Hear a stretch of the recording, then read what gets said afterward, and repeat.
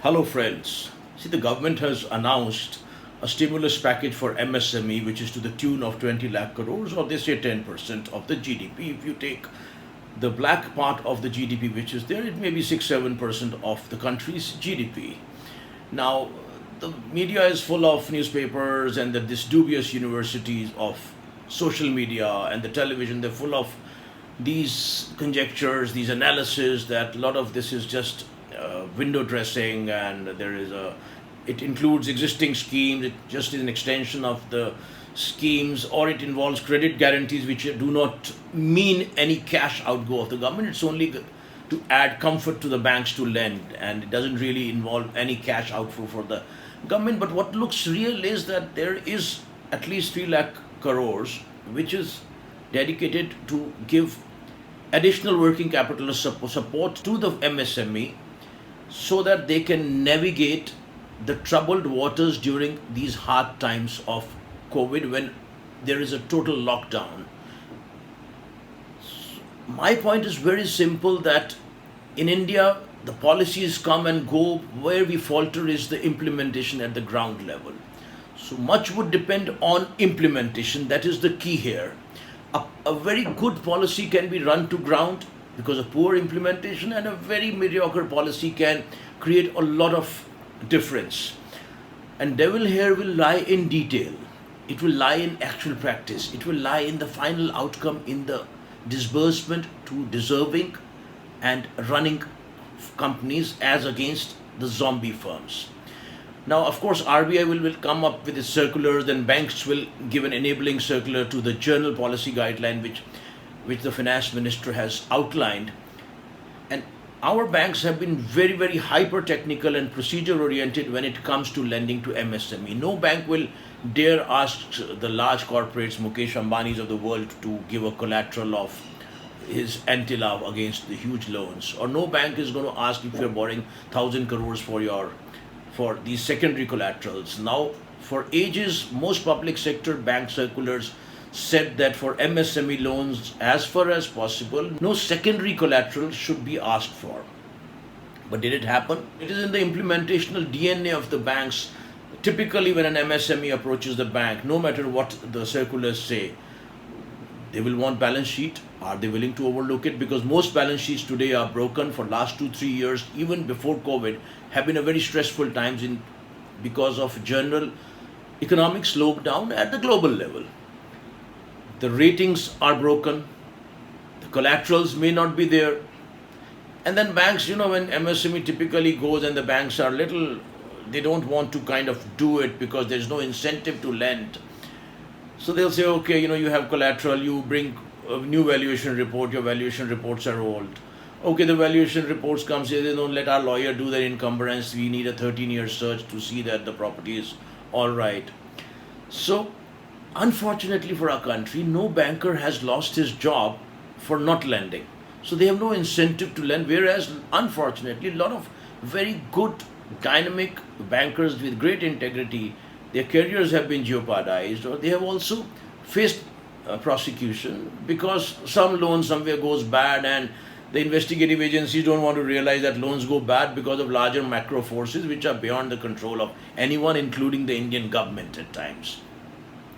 So banking again has been, you can't blame the bankers also, because that has been paralyzed by policing overkill of the bankers by the investigative agencies. Now, with all these CIBILs, ratings broken, and inertia on part of the bankers have devised, as a matter of survival, we all devise ways to survive. So they have devised ways, thousands of tricks up their sleeves to obfuscate and delay. If that happens now, the situation would become very, very critical.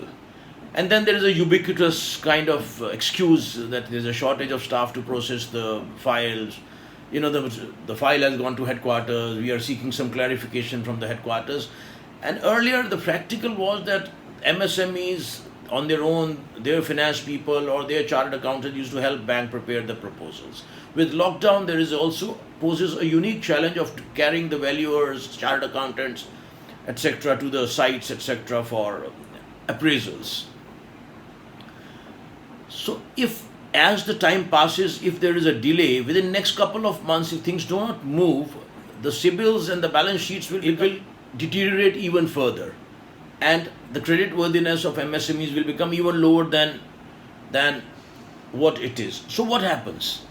What happens is, one trick up the banker's sleeve traditionally is that the few who do not need the loan but who can get it on their own merit, some good A-rated MSME, give it to them, and then you take it back from them after a quarter on an understanding with them. So you have disbursed, your targets are full on in the paper of the finance ministry, and you take the money after a quarter, or you shut down those working capital limits.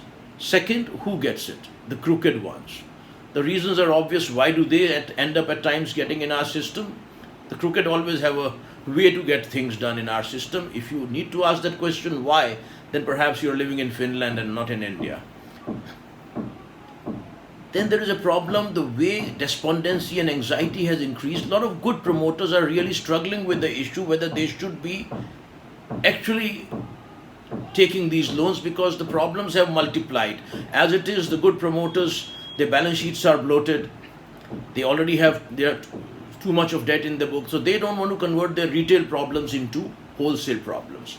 Now that brings us to some fundamental questions. First, like you are giving direct beneficiary transfers to the people, why don't government look at a thing that a lot of salaries and wages in MSME were paid through DBT? Well, you would give a list of your employees and the banks will transfer the money every month. That's a routine thing.